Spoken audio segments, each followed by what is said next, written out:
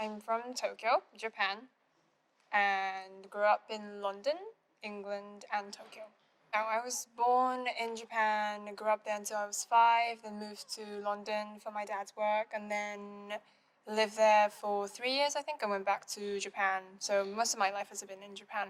A lot of my musical influence probably comes from Japanese traditional music, and I played my violin throughout the time I lived in London and before that. So my mum asked me what I wanted for my birthday when I was 3.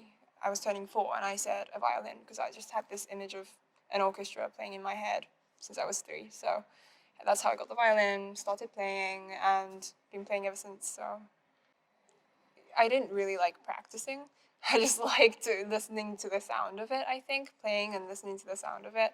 So yeah, my teacher was always like, you're very you have so much emotional and romanticism, and you just need to practice more on the technique. So yeah, I was very expressive, I think. So yeah, came out that way. I think my parents took me to concerts just out of their interest and not really to kind of instill that in me, but I just went and listened to music a lot and probably saw some stuff on TV, and yeah, I don't remember why, but I just had a very specific, I still remember, like a cello player and a violinist in an orchestra. It's like a close-up of them in an orchestra playing, and yeah, so I've been playing it for such a long time now, most of my life now, so it's just become a big part of me, and it's just an extension of who I am and how I express myself. So, yeah, I think I was able to just be passionate and continue playing for all these years because nobody ever really forced it on me, and it was always my choice,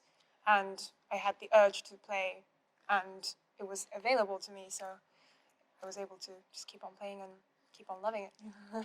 So I started violin playing classical, and then gradually I got into other kind of music, and when I was 14 I started taking jazz vocal lessons. I started singing, and then I got into jazz, and the album that really had an impact on me was Waltz for Debbie by Bill Evans, and also at the same time, around the same time, I started listening to the Beatles.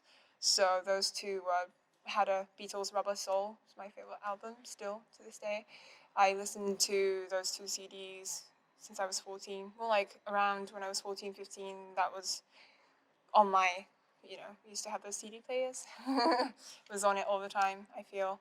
And for me, jazz was such a discovery because being in the classical world for 10 years, I was playing in an orchestra, playing solo, both things, and then it was such an eye-opener that something could be so structured but free and beautiful. So that album, yeah, kind of opened up a whole new door for me, that it didn't have to be this written piece that had to be perfect.